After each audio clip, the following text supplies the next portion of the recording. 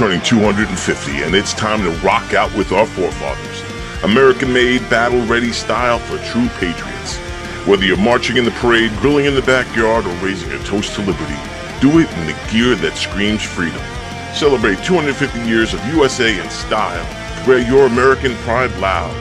Trendjackers.etsy.com. Grab yours before the fireworks.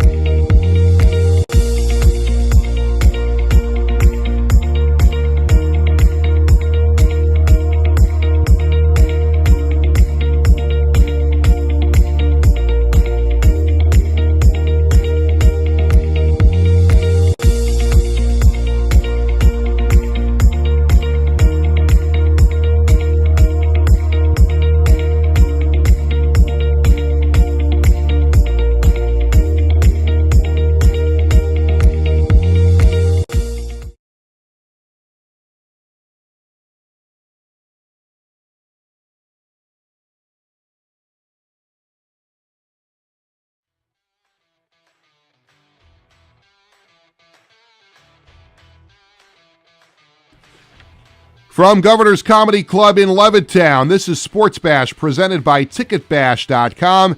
TicketBash.com, where memories are made affordable and where you'll never pay a service fee.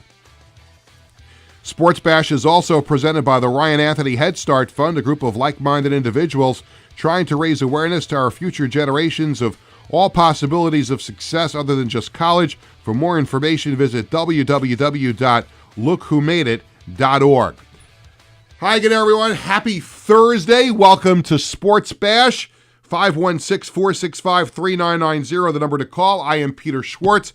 I think we have a great show upcoming today. We'll tell you about it in just a second, but make sure you're subscribing to Govs Comedy Club podcast channel on YouTube and Facebook, and follow Sports Bash Media on X, Instagram, and Facebook. You can also listen to the show on Apple Music, Spotify, and iHeartRadio. Coming up on the show, we're going to be joined by LIU men's hockey head coach Brendan Riley, and we're going to talk about a brand new partnership between Long Island University and the Islanders, and that will also include a college hockey tournament that is coming to UBS Arena in December. So we'll talk to him about that, about the program, and everything going on with LIU hockey. I'll also be joined by former Jets linebacker Marvin Jones, who is now the head coach of the Indoor Football League's Tulsa Oilers. I got my IFL ball that I got in Orlando this past weekend, so I'm looking forward to talking to Marvin. Obviously, loved him when he played for the Jets, played all 11 of his NFL seasons with the Jets, so we're going to talk to him about his time with Gang Green, but also his career now as an indoor football head coach, and he's done it for a few years now, so we'll talk to him about that and about their game on Sunday in Orlando. We'll also have the Sports Bash Media poll question of the day, what's hot at ticketbash.com, and the Coach's Collectibles item of the week. It's time for the Sports Bash Flash, as we always do, and it's always presented by the Marty Lyons Foundation, granting wishes for more than 43 years. For more information, please visit the Marty Lyons Foundation, martylyonsfoundation.org, and don't forget the 6th annual Marty Lyons Foundation NFL Draft Party, August 23rd at Great South Bay Brewery in Bayshore. We have a ton of fun with this. I'm so happy to be back as the MC and the host for the 6th straight year. We have so much fun at this. Marty is there, obviously. Kenny Schroy, a bunch of other former Jets.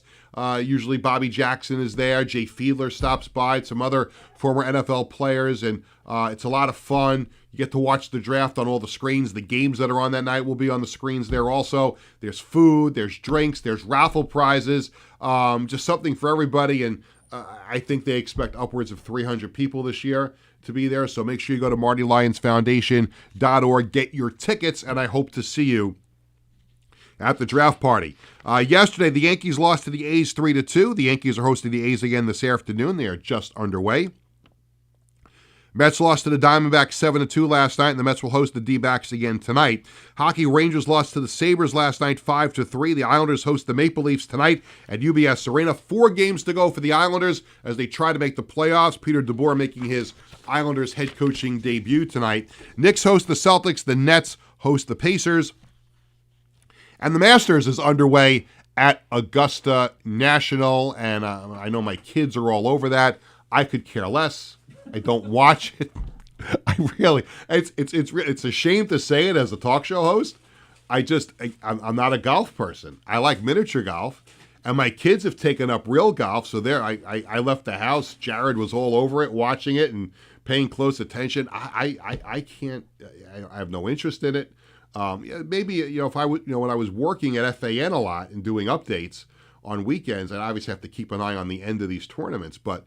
It just doesn't do anything for me. And look, I like things that other people don't. You don't have to like everything. I just can't sit there for 4 straight days and watch guys hitting the golf ball around the golf course. I don't even play the sport, so it really doesn't resonate with me. Again, give me a clown's face to hit the ball into. Give me the loop-the-loop. Give me, the piece of cement in the middle where you have to bang the ball off there to make it go in the direction you want to go. But regular golf, I know a lot of people like it. And listen, if we were ever able to get a big name golfer on the show, I would absolutely do it. I'm just being honest that I just don't care about it. And that's just me. So we got some good guests coming up on the show. We're not going to talk about golf anymore on the program. We're going to move ahead. There's a couple of things that I wanted to start off talking about today.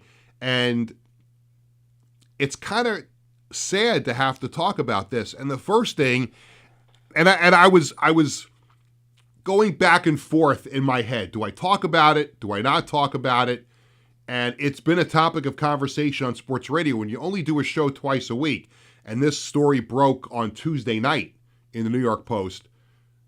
You're on a couple of days later. It's still fresh in everybody's mind.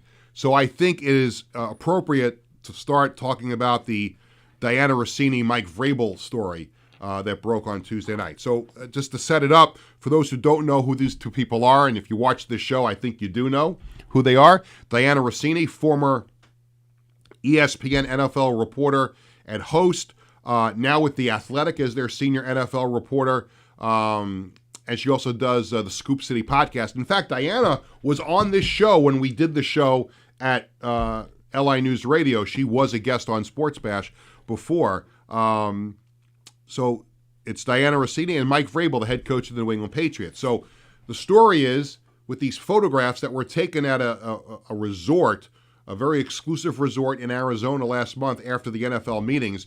And we're showing you those pictures on the screen. Those are courtesy of the New York Post. And you see in the photographs Diana Rossini and Mike Vrabel holding hands. You see them hugging. I think there's a picture of them sitting on lounges in there.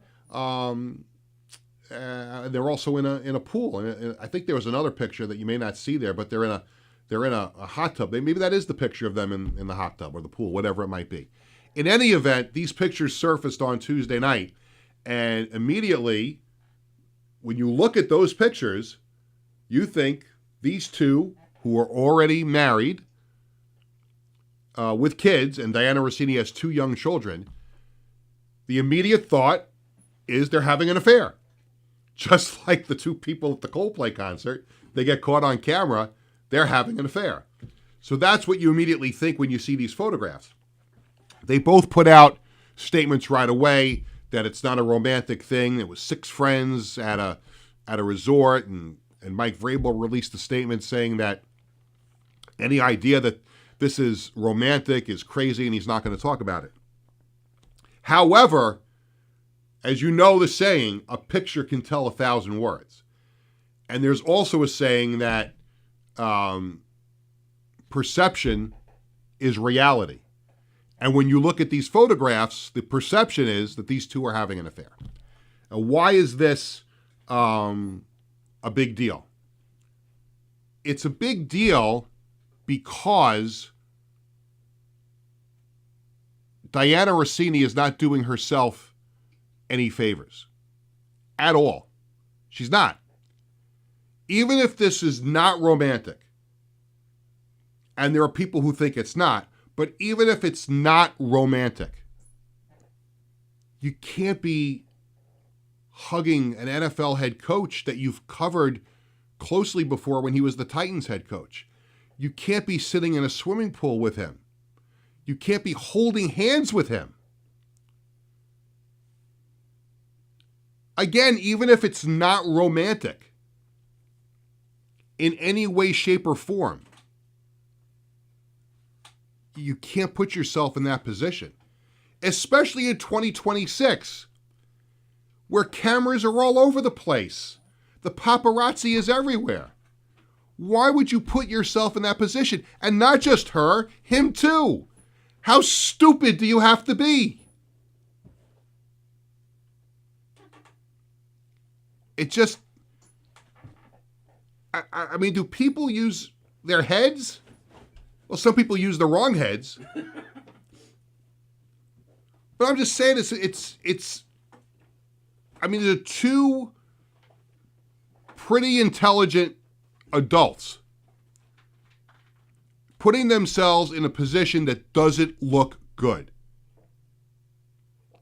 And unfortunately, and I don't want to sound sexist saying this, it's unfortunate that Mike Vrabel will probably come out of this looking a lot better than Diana Rossini, because he'll just get through it and coach and just won't address it.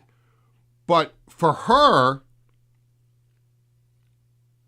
it really will hurt her standing in the sports community. And it already has started today, because she sent out a tweet today on Twitter about what's going on with the NFL officials, because the CBA with the officials has come up, and she reported that the NFL is looking into replacement officials.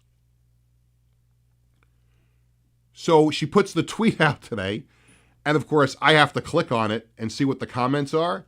And the comments, as you could imagine, on X, Twitter, whatever you want to call it, and you know what Twitter is, the comments are crude. I mean, just to paraphrase some of them, insinuating she's with the officials. They're showing pictures of her and Mike Vrabel.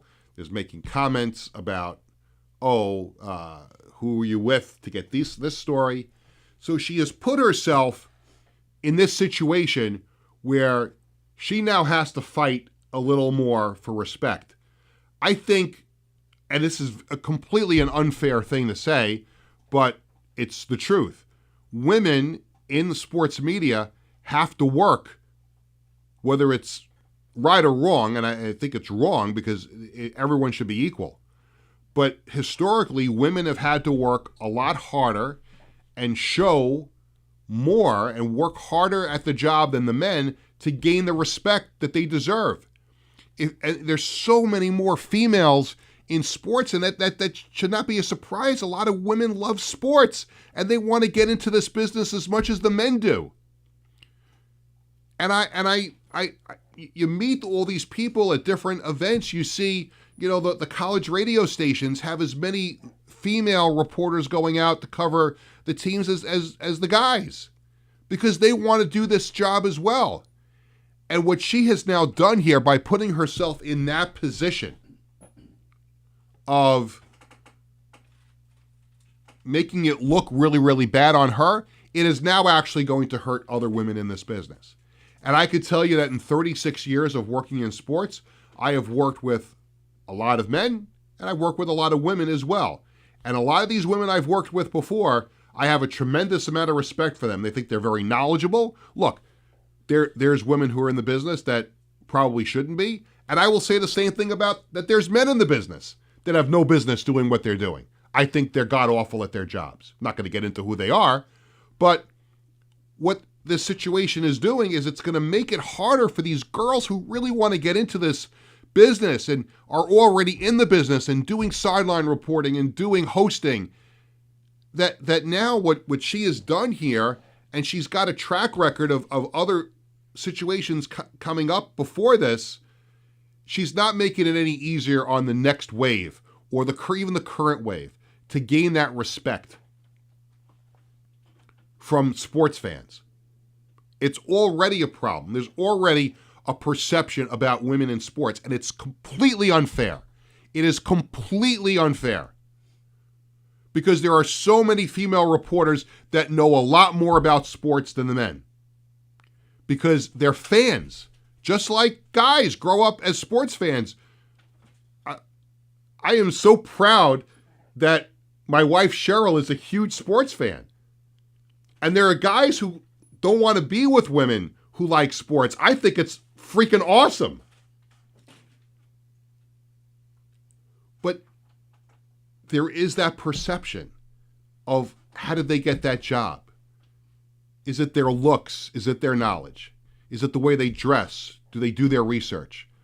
This goes back and forth and back and forth and back and forth. And it's not even a sexual thing. It really isn't a sexual thing because it's part of it. But if you remember a few months ago, there was that story that came out, Carissa Thompson and Erin Andrews do a podcast. And Carissa Thompson on that podcast admitted that sometimes when she was a sideline reporter, she would make up the quote that said that she talked to the coach, and she didn't really talk to the coach. And I remember that set off a whole reaction from other sideline reporters saying, why would you do that? You're making it harder for all of us. And I get it. That's a serious job to be a sideline reporter. And I'll tell you what, I take it seriously because I'm doing that job on Sunday for the Indoor Football League. I'm going back to Orlando to do the Tulsa-Orlando game on Sunday. And I'm not doing play-by-play. I'm filling in for the person who was supposed to be the sideline reporter. And that job takes a lot of work and a lot of preparation. I don't think people realize what goes into doing that. But if you're already behind the eight ball because of a poor judgment by somebody else that's in your line of work, it makes it harder. It makes it freaking harder. So again, let's circle back to two, you would think, intelligent adults, grown people. And I'm not naive to say that, oh my God, they're having an affair. It happens. You hear about it all the time. But why would you do that out in public like that? Cameras are everywhere. How dumb do you have to be? And I think Diana Rossini is great at her job. I have always respected the work that she's done. On ESPN, at The Athletic, I've met her. She's a very, very nice lady. But this was a dumb move. It was dumb for Mike Vrabel too, but it's really going to hurt the perception that Diana Rossini has. It really is. And it's a shame. Again, there's so many awesome female reporters and broadcasters and now play-by-play people in this business. And I think it's wonderful. It's been dominated by men for years and years and years. And the worm is turning for everybody associated in female sports. The women's hockey just sold out Madison Square Garden. The WNBA is selling out arenas. The women's pro soccer are getting big crowds. And you've got very, very successful and talented women up and down the sports broadcasting lineup. And now this silly, stupid moment of stupidity is going to make it more difficult for Diana Rossini and the other women that are in the sports broadcasting industry. Really quick. Dancing Larry. You know, this is going to come out as being Pete the Islander fan making fun of the Rangers, and maybe there's a little bit of that here. But I don't condone harassing behavior towards employees. I don't condone the things that Dancing Larry is being accused of doing in these reports and in this lawsuit. But I do find it funny that he's in trouble. I do. Again, if he did all of these things that are in this report, shame on him, and I feel terrible for the people who are accusing him of doing it and filed this lawsuit against him and Madison Square Garden and the Rangers. I just find it really funny that this clown. I've been to Ranger games. I know that every fan base has their idiotic looking fans. But this guy is just a clown.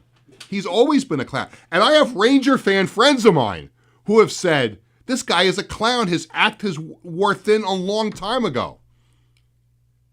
And that brings us to the Sportsbash Media poll question of the day. Brought to you by the Embassy Diner, located at 4280 Hempstead Turnpike in Bethpage. Every customer is considered family at the Embassy Diner. Mention Sportsbash, get a free dessert with your meal. We post a poll question every Tuesday and Thursday on the Sportsbash Media X/Twitter page. Hey, Ranger fans, should the Rangers get rid of Dancing Larry? Yes or no? Tony Walker, my producer and the host of the Knock 'em Dead comedy show, weekdays from 11 to 12:30. What say you? Thank you, pal. Can I ask you really quick? Your guess is here, but I don't know what he did. Can you tell me quick what he did? Apparently, he touched employees the wrong way. Oh. And apparently spit into employees' mouths. Out. Get rid of him. Get out. Is Brendan Riley there? Yes. You know what? Let's just go. Instead of taking the break, I want to welcome Brendan in. How about that? Because I think there might be a surprise guest somewhere coming up, popping up at somewhere too. So I want to make sure we get to Brendan. So Long Island University and the New York Islanders have struck a 5-year partnership agreement, and that includes an upcoming college hockey tournament, December 28th and 29th at UBS Arena with LIU and 3 other Division I teams. There's a lot of other components to this deal, and on the Zoom with us to talk about it is the men's head hockey coach at Long Island University, Brendan Riley. Brendan, it's Peter. How are you? I'm doing great, Peter. How are you? I'm doing fantastic. Thank you so much for joining us, for you and taking over this program and seeing it, build up a little bit this year with more success on the ice. And now you have this partnership with the Islanders and a chance to grow Division I hockey here on Long Island. How excited are you about that? So excited. It's I say this a lot now, and especially to the kids who we recruit, it's a great time to be a Shark. We're obviously still a young program and still a lot of hurdles to clear. However, in the past 6 years, we've done a great job of taking it 1 year at a time. I can't take credit for it. I haven't been here very long, but things are trending the right way in a lot of different areas, and this partnership is certainly spearheading that. The 5-year partnership with the Islanders advancing the growth and development across Long Island and the New York City region. The deal also includes the Empire State Holiday Invitational, December 28th and 29th at UBS Arena with your team at Long Island University and 3 other D1 teams. I didn't see the other teams mentioned in the press release. Are you able to disclose who the other 3 teams are? I don't think I can say who they are. I can say that they're from 3 different leagues, though, which is great. One team will be from the CCHA, one from the ECAC, and one from Atlantic Hockey. So the ability to bring teams in from all over the country in different leagues is obviously really special. And yeah, it'll be really, really competitive. A lot of good hockey teams coming together for a chance to win another championship. Brendan, how challenging has it been? And by the way, I've had the great privilege of being a PA announcer and a play-by-play announcer for the men's and women's hockey teams at LIU, and it's a great product. But my question to you is, how challenging has it been since you've taken over in trying to raise the awareness that there is Division I college hockey, both the men and the women, because there has been a challenge since both teams started in trying to get the word out that there is Division I hockey here on Long Island. Have you seen that so far? And what do you think can be done, especially with this partnership, to grow the awareness that there's D1 hockey here? Yeah, I think what's important to remember is it's still a program in its infancy. Like, I think this will be year 6 or 7 coming up. So the word is still getting out. Some people are still surprised to hear, wow, LIU has a Division I team. So I think that speaks to like hockey in Long Island is still growing and becoming a huge deal. If it's not already, you could certainly argue that it is, and the talent coming out of Long Island is really high end now. So, but this partnership is to do exactly that. It's to get the word out. It's to connect the programs with the youth on Long Island, players, people alike, and I think it's going to be awesome that we'll be able to get the word out and create that relationship and foster kind of the developmental piece on Long Island too, because the long-term goal is to have the top talent coming out of Long Island to want to stay home and play for their hometown team. We're talking to Brendan Riley. He is the men's head hockey coach at Long Island University, and we're talking about the new partnership with the Islanders that includes the Empire State Holiday Invitational coming to UBS Arena on December 28th and 29th. And your team and the women's team also very privileged to be playing at the Islanders practice rink at the Northwell Health Ice Center, which is a great facility. You have your own locker room there now. The women's team has their own locker room, and even recently there was an announcement that there could be some upgrades made to the Al Arbor rink, where it would become very LIU centric with blue seats and more LIU signage and a drop scoreboard in the middle. How exciting is that to look down the road to see what is already a great rink transform potentially into what would look like a terrific Division I hockey facility? No, I think you nailed it. It's about elevating. In today's day and age, college sports is almost an arms race. And if you don't continue to elevate and take steps forward, you're going to eventually fall behind. So our home here is great. I was really surprised when I was interviewing for the job, when I got here and saw our setup between locker room, lounge, offices, and even the rink, like better than what some people on the outside might assume it looks like. But that campaign and that next step in terms of elevating our home rink will be amazing. And it'll obviously improve our student athletes' experience and playing home, but it'll also attract more fans, which is obviously important and kind of, again, ties into this partnership with the Islanders. They've been great partners already, but to get something long-term and formulated on paper and for there to be tangible goals and things to go along with it, it's a great time to be a Shark. Yeah, I would think the Islanders would be pretty happy about this too, because they do hold some special events on that side of the building at the Al Arbor rink. They've got their rookie game that's there. They have open practices. So I would imagine they'd be thrilled with working with you guys to get that done and really turn it into, a really cool hockey arena. Exactly. No, there was no pushback from them. I mean, when you break it down to its core, like we're elevating their property and what they own. So I think there's no skin in the game for them to be against it. Obviously, there's already a ton, like you mentioned, of LIU blue and yellow branding in there right now. So it's about elevating. It's about elevating the space, and like you said, I think they would love to have a drop down scoreboard with a screen on it and have those.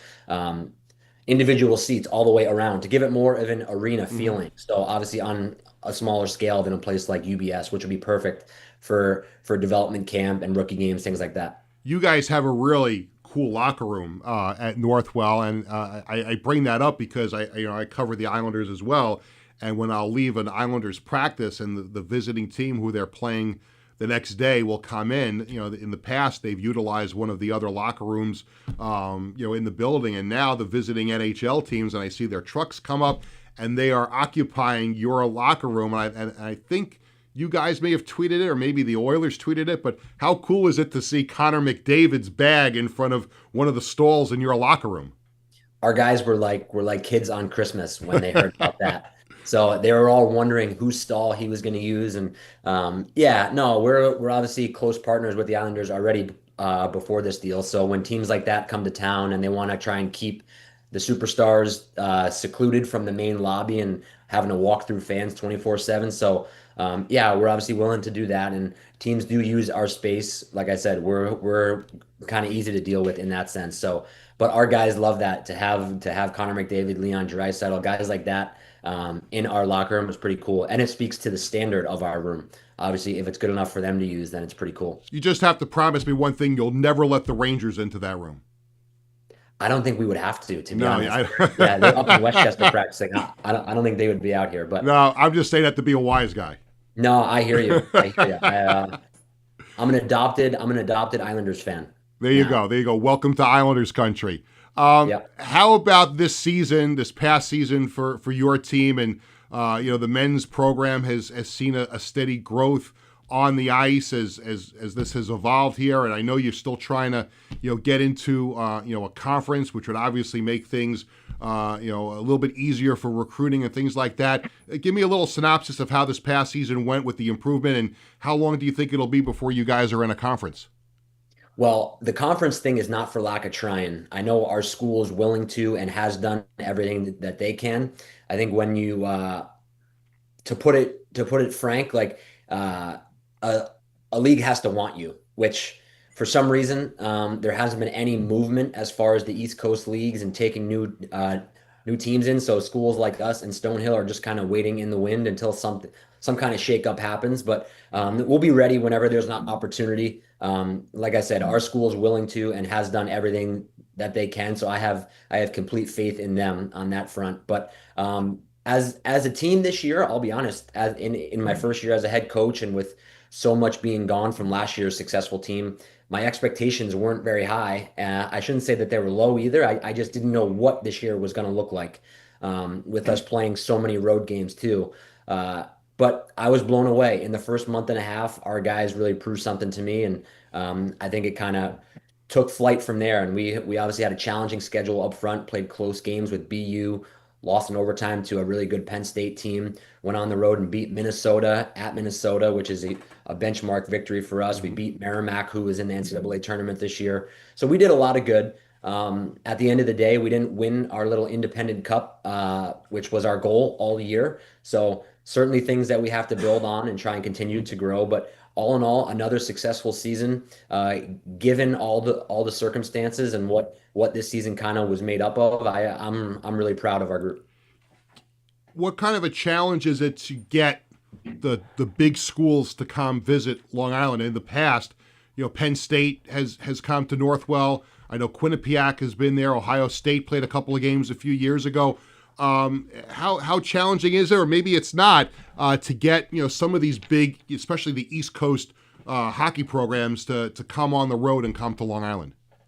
Yeah, it's tough, right? Like those teams are obviously all in leagues, so they only have a limited amount of non-conference games. And usually when you're talking about the blue bloods of college hockey, they don't like to travel for their non-conference games. They can usually get people to come play them. So I'm still learning about that. Last year was my first year kind of ever talking about scheduling games and I guess the intricacies of it and how you can try and entice people to try and come. But I think things like the partnership with the Islanders and the tournament will be a great platform to do that. And we obviously want to try and make it have meaning, but we also want to try and put put people in the stands and for there to be a huge attraction to it. So I think something like attracting a Big Ten team or a Hockey East team or one of those blue bloods, like I said, to come play in that tournament will be great for our home crowd. Brendan, I can't thank you enough for spending some time with me on the show. Congratulations on a terrific season and also on this partnership with the Islanders and a lot of great things coming up, including the tournament at UBS Arena. Thank you again for coming on and hope we can do this again very soon. Awesome. Thanks for having me on. I appreciate it. You got it. Brendan Riley, the head coach of the men's hockey team at Long Island University. Again, it's the Empire State Holiday Invitational, December 28th and 29th at UBS Arena. LIU will be joined by 3 other D1 teams for that tournament. Should be a wonderful thing. It's time for What's Hot at Ticketbash.com. Tonight, the Mets host the Diamondbacks, the Knicks host the Celtics, and the Islanders host the Maple Leafs. The Mets host the A's over the weekend. The Knicks host the Raptors on Friday night. The Islanders host the Senators on Saturday afternoon. Concerts. I was really disappointed to hear yesterday that Barry Manilow canceled the concert on Monday at UBS Arena. Doctor's orders. I was hoping to go to that show with my wife, but now it's been postponed at least. So we'll have to find out when that gets rescheduled for. Jim Gaffigan at the Beacon Theater tonight, as well as April 11th and 12th. Lady Gaga is at the Garden April 13th. Louis Capaldi at the Garden April 16th. UBS Arena will have Disney Stars on Ice at UBS Arena May 3rd. Get the best seats at the best prices with no service fees at Ticketbash.com. Coming up next, it sounds like we're going to have a double dose of guests, so we're going to have to try and squeeze both of them in the final half hour of the show. We'll be joined by former Jets linebacker Marvin Jones, who is now the head coach of the Tulsa Oilers of the Indoor Football League. We're also expected to chat with former Giants assistant coach Kevin Gilbride, who's going to be honored by his alma mater, Southern Connecticut State University. We're going to squeeze all of that in with the Coach's Collectibles item of the week and tell you about some upcoming shows. That's all coming up when Sports Bash returns right after this. Hi, I'm Peter Schwartz. And I'm Vinny Tickets. We want to take a moment to talk about our fantastic sponsor, the Embassy Diner. Embassy Diner has been a beloved staple in the restaurant industry for over 50 years. And the great thing about it is when you walk through the door, you're not a customer. You are family. Every visit promises to be filled with warmth, love, and respect. And here's an extra treat. If you mention Sports Bash during your visit, you enjoy a free dessert on the Embassy Diner. Come on down to the Embassy Diner, where great food and great company are always on the menu.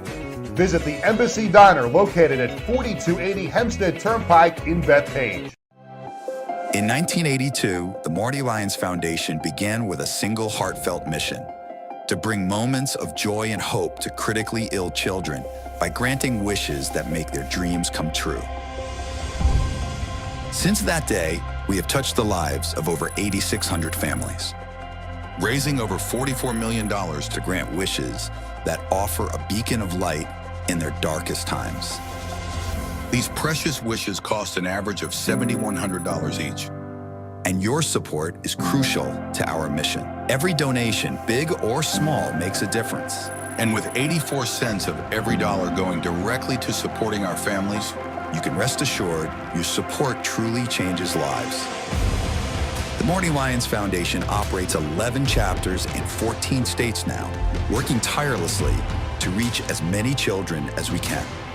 This dedication goes hand in hand with our commitment to transparency and accountability, earning us top ratings on Charity Navigator, Great Nonprofits, and Candid, which underscores our dedication to those we serve.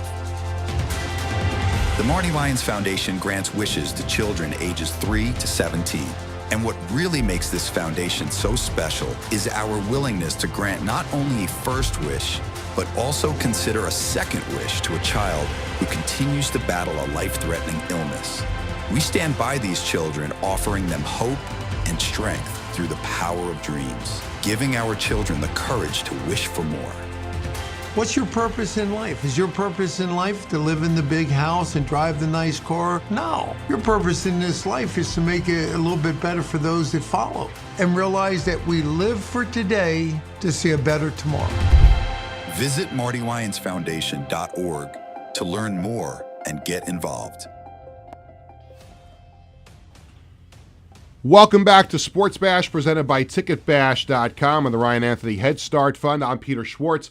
Coming up in just a few minutes, we're expected to talk to former Jets linebacker Marvin Jones, who is also the head coach of the Indoor Football League's Tulsa Oilers. They'll be playing the Orlando Pirates on Sunday at 4 o'clock Eastern Time on Yahoo Sports. And I just found out yesterday I'll be doing the sideline reporting for that game on Sunday. So I'm heading right back to Orlando this weekend. And people said, oh, you get to go to Orlando? It's not like I'm sitting by the pool. It's like I got to the hotel last Saturday, and I literally, aside from going downstairs to the restaurant to get dinner, I never saw the light of day until the next day when I went over to the arena for the game. So no, it's not a vacation. It's, I'll have a little bit of time on Saturday. I think I'm going to go to the Orlando Solar Bears hockey game on Saturday night. But it's not like I'm not going to Disney World. It's not a vacation. But yeah, I'm looking forward to it. I love indoor football, and I can't wait to be the sideline reporter Sunday on Yahoo for the Indoor Football League. As we wait for Marvin Jones to join us, it's time for the Coach's Collectibles item of the week. It's this Matt Barzell autographed 2024 All-Star Game puck and a framed Matt Martin autographed jersey and photo. Coach's Collectibles, your number one source for 100% authentic sports memorabilia and live public autograph events. Check them out online at www.coachescollectiblesny.com and use code SPORTSBASH for free shipping on all your orders. Former Giants running back Tiki Barber is joining the New Jersey Lottery to host the return of New Jersey Lottery Rock, Paper, Scissors Throwdown on April 10th to 12th. It's a weekend-long tournament with a field of 384 players competing for the $10,000 grand prize or a share of the $25,000 prize pool. Tiki will be making a special appearance on day one of the event on April 10th at American Dream in New Jersey. For more information, please visit nj-rps.com. I want to circle back to the Diana Rossini, Mike Vrabel story just for a second. I just wanted to follow up because we had Brendan Riley join us a little earlier than we thought. So I wanted to get to this thing also.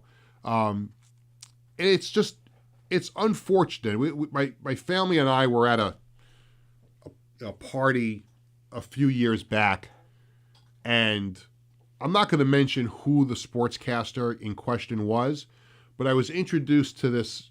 There was another couple that was there, and there was a guy who a friend of ours introduced me to. He knew who I was from WFAN, and I don't mean to laugh at it because it's not funny, but it's funny how stupid and how I don't even know what the word I'm looking for is. Just grotesque that someone could be. But the guy, as soon as he said hello to me and said, nice to meet you, and the first thing out of his mouth was, how do you possibly work with blank? And it was a female reporter, female broadcaster that I have worked with. And I consider that person a very dear friend. And I was taken back by what this guy said. Chauvinist was the word I was looking for. Sorry, couldn't think of it because I'm not one. But I was thinking of the word complete male chauvinist pig this guy was. And I said, well, that person's a friend of mine, and I think she's wonderful. I think she does a great job. No, there should never be any women involved in sports. The last thing I ever want to do is hear somebody a woman talk about sports. And I shut that down. And I only bring that up because of what is going on with Diana Rossini and Mike Vrabel. And you may say, like, well, why does what she did or allegedly did are going to affect somebody else? Because the perception is there. I just told you the story about this jackass that doesn't want to ever hear a sports word come out of a female's mouth, which is just so... I don't even know how to describe it. In 2026, I mean, we're at the point now in in sports journalism and sports broadcasting where you've got a hockey game being completely produced and broadcasted by females. The NHL does it every year, where it's an all-female broadcast team, producers, behind-the-scenes people. You see it in the other sports too. There's women play-by-play announcers now. There's women reporters all over the place, and it's unfortunate that the mistake or the not thinking by one person could have a negative effect on other people. And that is the shame of it all.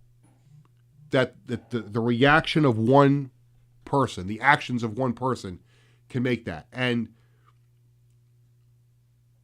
I've heard female broadcasters and journalists admit to me that they have to work doubly hard. Some of them already went to social media yesterday and today talking about how unfair this is, that the perception is only going to get worse. Not better, worse because of this. And again, it doesn't matter if this was not romantic or consensual, or if the other wife and husband had no problem with this. It's the perception that hurts. And nothing else. I just think sometimes, and look, guilty is charged with things not even close to being as important to this. Sometimes you just don't use your head. Like you're trying to screw into a thing, and I'm twisting it the wrong way.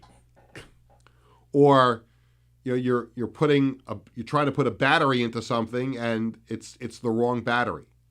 Like how stupid you have to be. You didn't think. It doesn't really affect your life at all. You just go get a different battery, or you go get a different screwdriver. In this case, a mistake of that nature in 2026 is just ludicrous.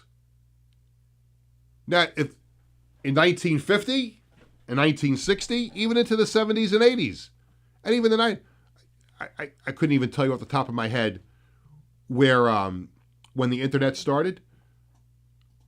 But you can't be doing that right now. It just, you can't do it.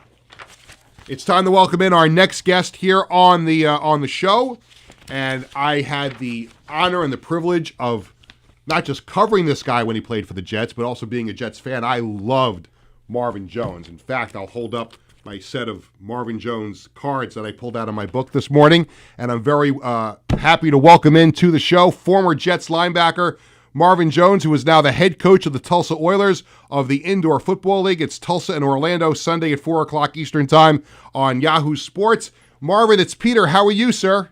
Good, great, man. Thanks for having me on. How you doing today? I'm doing great, and thank you again. As I just mentioned, thank you for all the great memories, with the Jets when you played. I'd like to get to that in a little bit, but first of all, you have been an indoor football coach for a few years now. You started your coaching career in 2014, but you found a home coaching indoor football, and now you're fourth season with the Tulsa Oilers. How exciting, how much fun has this been for you to take your talents to the coaching sidelines indoors? No, I tell you what, it's been great. This is my 10th season in indoor sports. Something I never thought I'd get into. I thought it was always kind of corny, coming from outdoor to indoor, but always, coaching is such a competitive field, whether you're trying to get to college or NFL or things like that. So I never thought in a million years I'd be doing that, but all of a sudden I had a friend of mine that said, "Hey man, I'm be coaching indoor. Would you want to work with me?" And I said, "Okay, well, fine." But and I took on that. That was probably back in about 2017, and ever since then I've kind of stayed with it. And over the years, it's progressed a lot because a lot of the outdoor talent. I mean, you got former NFL guys, CFL guys, D1 guys. There's lots of different talents and cross section that are in this game. So it allows you to, you get a really good experience, great quality of competition with the guys, and that improves every year. So it's kind of a good niche. It's a spring sport. So, it always allowed me to be able to have the falls open so I could kind of go and see my son play. He just finished his college career down in Oklahoma.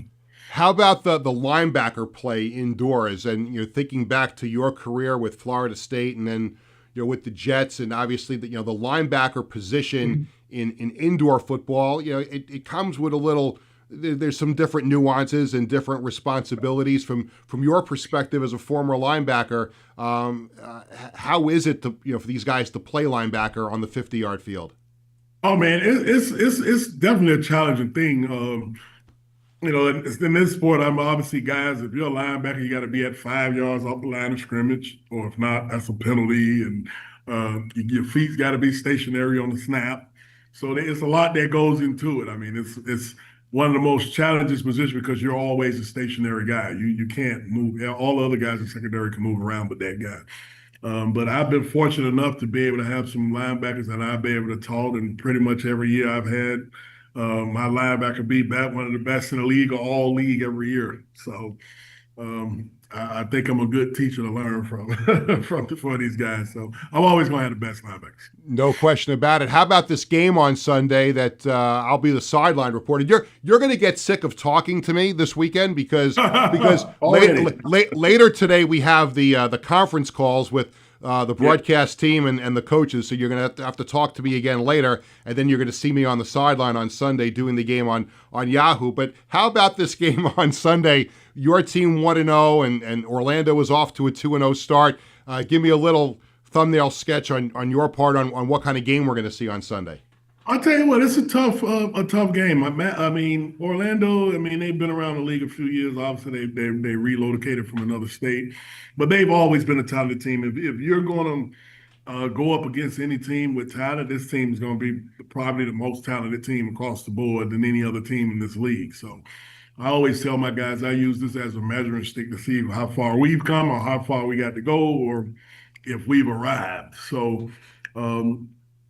This same Sunday is going to be tough. And I told my guys, hey, if you guys don't go out there and play, it'll get ugly real fast. I know the type of team. I know the owner over there. I know what he stands for and the type of talent he is and how he wants to play his games. I mean, we've had our battle over the years. So I know they're coming out to smoke us. So we got to be on point.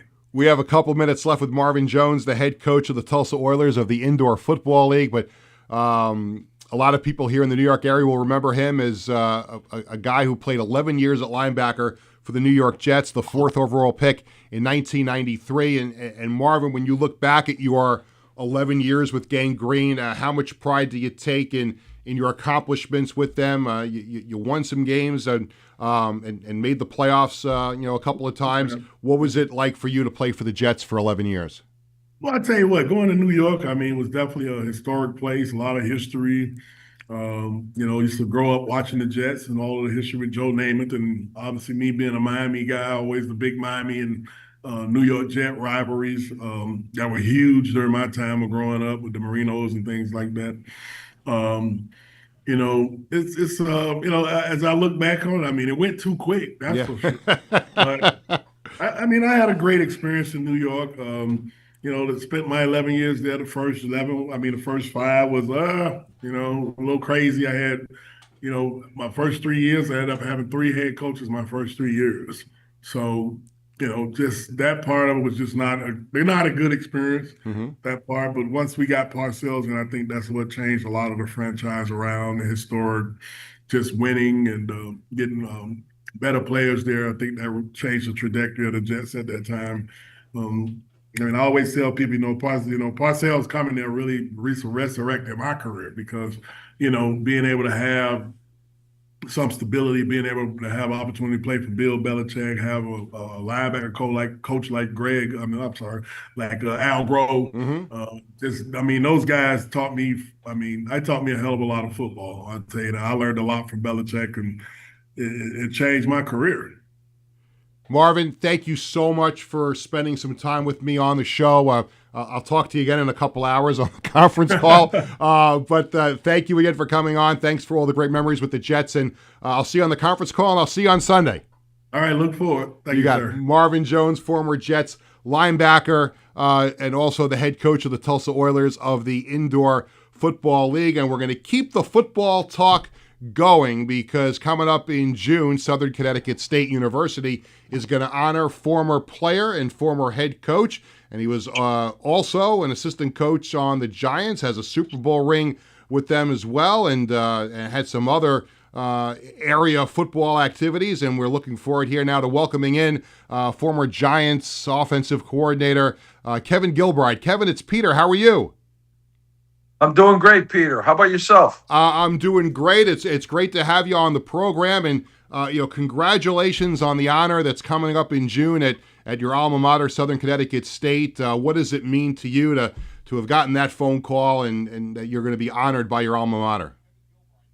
It was overwhelming. In fact, I didn't really quite grasp when the president was mentioning the possibility of something. I had the opportunity to go back, which rarely happens, to the homecoming game, and I was sitting in her president's box, and President Bulmer came up to me and said, we're putting together a dinner for you, and I said, where's this coming from? It was a bit of a surprise. I obviously was flattered and taken aback, but I was certainly excited by it. That was a great time that I had at Southern. I enjoyed my time thoroughly when I played there.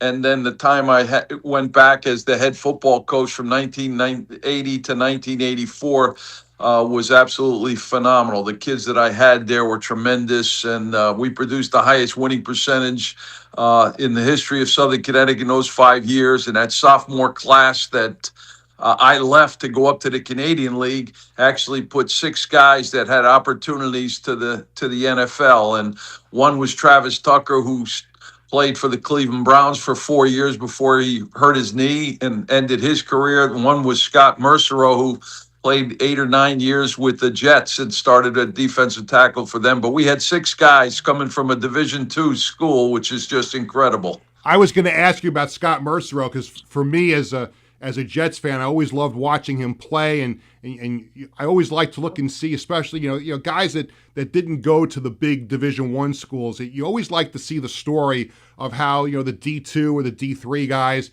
find a way to get that pathway to the NFL or to pro football now with all the other leagues that are around. But what was it like coaching Scott at Southern, and how proud were you of him with his accomplishments with the Jets in the NFL?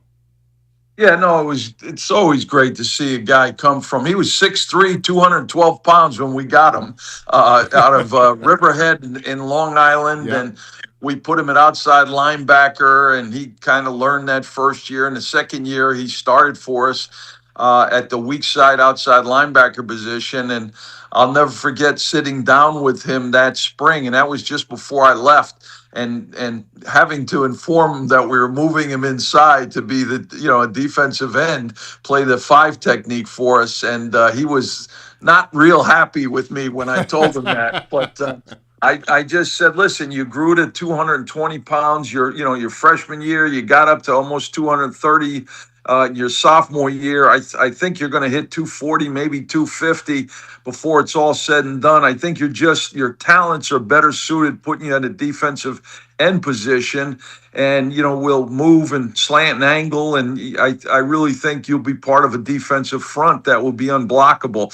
We were fortunate back then. We were never, in the last 3 years I was there, below the top 3 in Division II on defense. So, we had great teams, 9-1, 8-3, et cetera, top team in the Northeast. But our defense was always special, and he became part of it. And of course, he built himself up. I think he played at probably 280, 290, and had a wonderful career for himself. So I couldn't be happier, more proud. You love to see those stories. The Travis Tuckers, who went to Cleveland, or Scott Mercereau, and we had other guys that went, a couple that made practice squad, and got a couple Super Bowl rings with the old Washington Redskins. So I mean, nothing makes you feel better to see your guys go out and succeed as after they leave Southern, and whether it's in the athletic arena or as just husbands and fathers and whatever chosen line of work they go into to see them succeed. Just I mean, that's what you got into the business for to begin with. How about the program now, Kevin? They went in another direction last year, brought in a new head coach, Joe Loth, who came over from Western Connecticut State, and it looks like he made an immediate impact in the first year. How happy are you with the direction of the program now? Well, the guy that left was Tom Godak, was my last recruited class, so I was very, felt terrible for Tom, but he just hasn't had the success that that needed to be obtained, and so they made a decision to move in a direction, a different direction. Joe first year was he ran into some problems, but also continued to show some growth in what they were going. I think there's a clear cut direction. He knows what he wants to do. He knows what he has to do to succeed there. And certainly his track record at Western would indicate that when it's all said and done, we made the right choice, and the program's going to get back on solid footing and have the kind of success that the tradition of Southern is unbelievable. And, even before I got there, that, some of the old timers under Jess Dow were extraordinarily successful. A couple guys went into the NFL. Another one, Mike Katz, back in the day, I think when it was still just the AFL, played for the Jets, and then he became Mr. America, Mr. Universe, and went in that direction. But, there's been a bunch of guys that, have really distinguished themselves at the professional level. Not just the recent crop that I had. We have a few minutes left with Kevin Gilbride, who's going to be honored by his alma mater, Southern Connecticut State University, at an event in June, and he joins us here on Sportsbash. Obviously, you spent some time with the Giants, and it's not easy to win a Super Bowl, but you had that experience with them. When you look back at your time with the Giants, how much pride do you have? Oh, it's incredible. As you mentioned, I coached in the NFL for 24 years. I had some wonderful teams. Was proud to coach a lot of Hall of Famers. My first group at Houston, went to the playoffs 7 straight years. We had Warren Moon, Mike Munchak, Bruce Matthews, all went into the Hall of Fame, and just a great team. Then we go to Jacksonville, and the coordinator there, and we go to the AFC Championship that second year of existence, which is just unbelievable. Mm-hmm. And Tony Baselli, one of our guys, just went into the Hall of Fame. So then I got the head job at San Diego, and and didn't work out very well, and went to the Steelers and had a couple another Hall of Famer, DeMonte Dawson, and then went to the Giants. And all those years and all the success we had, never got to the Super Bowl. Got to the championship, but never got to the Super Bowl. So to get there twice and win it both times was incredible. And of course, the first one, I don't think anybody but our players and coaches thought we were going to win it. But you know what? We played New England in the last regular season game, and we got beat 38-35. And we came out of that game realizing that, we could play with them. And if that's the best team in the NFL, then we can play with anybody. And we proved it during that year and through that playoff run. And then in that playoff, we dominated the time of possession. It was a low-scoring game. They played us much differently. They slowed the game down. They wouldn't let us get any one-on-ones with Plexico Burris until the last touchdown pass, when they finally panicked and came after us with a blitz zero and gave us the one-on-one we've been hoping to get all game long. But that was just an incredible accomplishment. And again, I don't think anybody really thought but our guys that we could do it. And then in the second one, 2011, we really peaked at the right time. We had a great offense throwing the ball that year. I think we won 6 games, maybe 7 games with a 2-minute drive at the end of the game. We didn't run the ball as well as we had in 2007 and 8. But we threw the ball as well as anybody. Our defense struggled that year, but when they, I think we're 29th in defense. But when it came down to the playoffs, all of a sudden everything fell into place, and we played great football. And quite frankly, we got to to the Super Bowl, and we were behind and had to drive down and score a winning touchdown again, which is the way you want it with a quarterback like Eli Manning. Put it in his hands, and you feel very confident that he's going to get it done. But honestly, I thought we were the better team that year, and so I would have been heartbroken if we had not been able to come out on top. But we did get there 2 for 2. So I never had that feeling that I've heard is the worst feeling in football, getting to the Super Bowl and not winning. You know Eli Manning as well as anybody. Had all that success with him, and he is up for going into the Hall of Fame. His name has been a topic of conversation both locally and nationally, and you got a firsthand look at him and had great success, won championships with him. Is Eli Manning a Hall of Fame quarterback?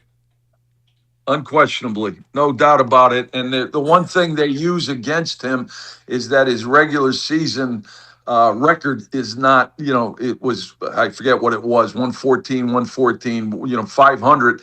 And I just know when I was there, he was like 25 games over 500. So I think what you got to look at is, what was the supporting cast like after I left? I think there was some, fall off. I know the offensive line was struggling and to judge him by, the deficiencies of the program and the team, I think is very unfair. Bottom line is, in a big game, who would you rather have had? Nobody. I mean, the guy was unbelievable. I mean, I think his overall playoff record is like 8-3. And of course, we had those 2 runs, 4-0, 4-0, winning on the road, and, just titanic battles against some great football teams before we even got to the Super Bowl in that bitter cold game in 2007 or after the 2007 season up at Green Bay. I mean, he was flawless. I mean, he was unbelievable in that below zero temperature. And of course, that courage and the physical determination he showed in that San Francisco game in the NFC Championship in 2011. I mean, those are historically good games. And I've said this often, everybody talks about the helmet catch, but maybe the greatest throw in a clutch situation I've ever seen was the throw he made to Mario Manningham down the left sideline. I mean, you can't make a better throw. I just had mentioned to him, they were no single high, or Plaintiff's too high, making his throw underneath. And I just said to him before that drive, I said, that safety's cheating over a little bit to the too deep side. I think you can look off to the too deep side and come back to the single receiver side. And there'll be a tight window, but I think you can get it in there, and we're going to need one big play. And much to my horror, that safety didn't cheat as much on that play. He stood right where he was, but he made as good a throw as you can make. So again, I've been blessed with some phenomenal quarterbacks. I've coached Kurt Warner. I obviously coached Warren Moon, Hall of Famers. And yet in a clutch situation at a big time moment, this guy's as good as I've ever had. And he's the one that took us to the mountaintop. So in my mind, there is no doubt. And I think if people are fair-minded and judging him by what he did when you needed him to do it, he definitely deserves to be in the Hall of Fame. Kevin, I can't thank you enough for joining me here on the show. Congratulations again on the upcoming honor at your alma mater, Southern Connecticut State. That's coming up in June. And congratulations on all the success you've had in football. And hopefully we can do this again sometime down the road. Thanks, Peter. I really appreciate it. You got it. Kevin Gilbride, former Giants assistant coach, 2-time Super Bowl champion, and player and head coach at Southern Connecticut. He's going to be honored by the school in June. Coming up on April 16th, that's next Thursday, here on Sports Bash, we're going to spend Tony's going to be sick next day. I think he's going to call in sick because he's not going to want to be around.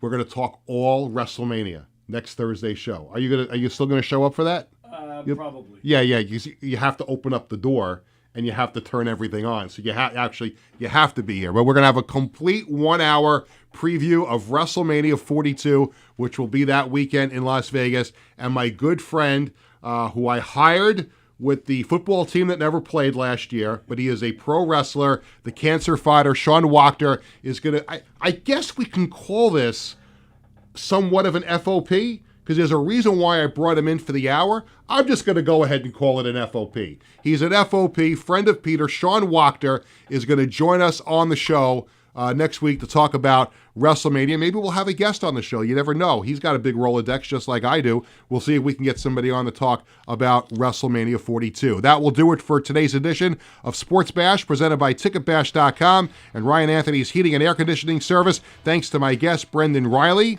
Marvin Jones, and Kevin Gilbride. Thanks to Tony Walker, and thanks to our social media coordinator, Leanne Burgess. Sports Bash is sponsored by the Embassy Diner in Bethpage, Coach's Collectibles, and by the Marty Lyons Foundation. Thanks to everyone for watching and listening. Sports Bash back on Tuesday at 1 o'clock Eastern Time. Have a great weekend, everyone. We'll see you on Tuesday.